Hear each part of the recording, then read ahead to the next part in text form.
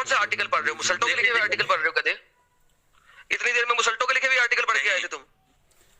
किसका आर्टिकल पढ़ रहे हो? ये तो मैंने गूगल से सर्च किया है।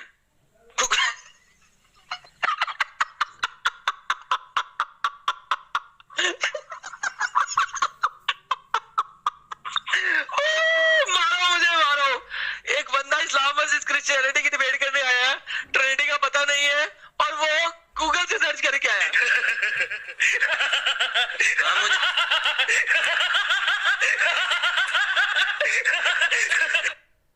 Fuck off your identity. अबे डंगर सुन यार, Fuck off your जिस चीज के बारे में तुम्हें पता नहीं उस चीज के बारे में डिबेट कैसे कर सकते हो तुम?